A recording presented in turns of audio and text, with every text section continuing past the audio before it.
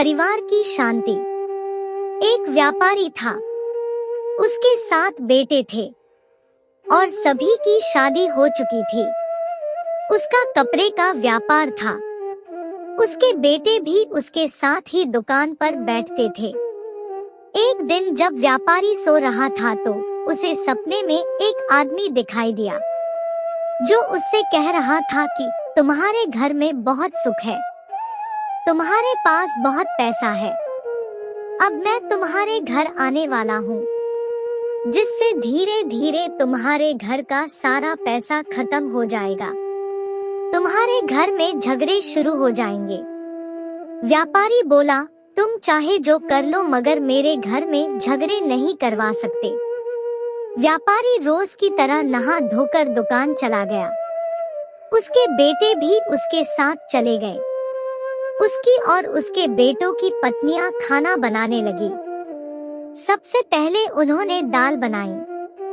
सबसे पहले बड़ी बहू ने नमक डाल दिया, ये सोचकर कि पता नहीं इसमें नमक डाला है या नहीं। यही सोचकर बाकी सब ने भी दाल में नमक डाल दिया। शाम को व्यापारी और उसके बेटे दुकान से घर आए। सबसे पहले उस व्यापारी ने खाना खाया और वहां से उठ गया। फिर उसके बेटों ने खाना खाया तो उन्हें दाल खारी लगी, मगर उन सब ने ये सोचकर वो दाल खा ली कि पिताजी ने भी यही दाल खाई है। जब पिताजी ने कुछ नहीं कहा तो हम कैसे बोले। सभी वो आधी नमक वाली दाल खाकर वहां से उठ गए।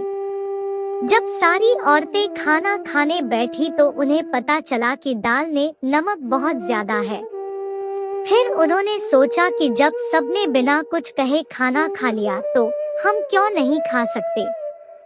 इसी तरह उस व्यापारी ने और उसके परिवार ने बिना झगड़े के वो आधी नमक वाली दाल खा ली और किसी ने कुछ नहीं कहा। व्यापारी को रात में फिर से सपना आया। उसे सपने में फिर से वही आदमी दिखाई दिया। वो व्यापारी से बोला, मैं तो थक गया हूँ। मैंने तुम्हारे घर झगड़ा करवाने की बहुत कोशिश की, मगर तुम्हारे घर के लोग किसी से झगड़ा करते ही नहीं है। इसलिए तुम्हारे घर की सुख शांति हमेशा बनी रहेगी।